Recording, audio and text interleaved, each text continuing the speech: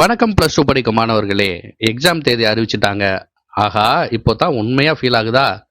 பயம் வேணாம், அதுக்கு பதிலா நம்பிக்கையை அதிகமாக வைங்க. இதுதான் உங்க ஸ்டார்டிங் பாயிண்ட் ஆஃப் சக்சஸ். இப்போ இருந்து ஒவ்வொரு நாளும் முக்கியம்.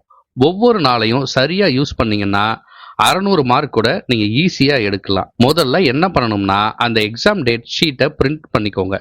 எந்த சப்ஜெக்ட் எப்போன்னு தெரிஞ்சா தான் டைம் டிவைட் பண்ண முடியும். ஒரு சிம்பிள் பிளான் பண்ணுங்க.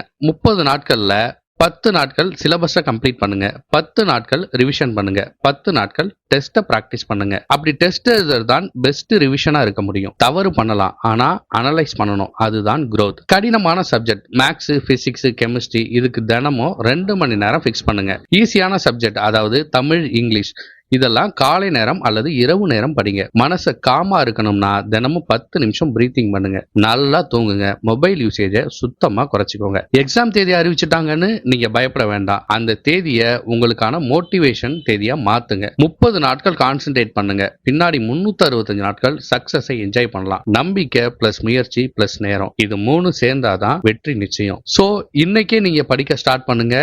நேரம் குறைஞ்சிருக்கு அப்படிங்கிற கவலையை விடுங்க. இன்னையில இருந்து பிளான் பண்ணி படிச்சா வெற்றி நிச்சயம். எக்ஸாம்க்கு எப்படி பிளான் பண்ணணும் அப்படிங்கிற ஐடியா உங்களுக்கு வேணும் அப்படின்னா ஸ்கிரீன்ல தெரியுற இந்த நம்பருக்கு கால் பண்ணுங்க. இலவசமா எங்க டீம் உங்களுக்கு உதவுறதுக்கு தயாரா இருக்காங்க. இந்த வீடியோ உங்களுக்கு பிடிச்சிருந்தா ஷேர் பண்ணுங்க, சப்ஸ்கிரைப் பண்ணுங்க, மறக்காம கமெண்ட் பண்ணுங்க. நன்றி, வணக்கம்.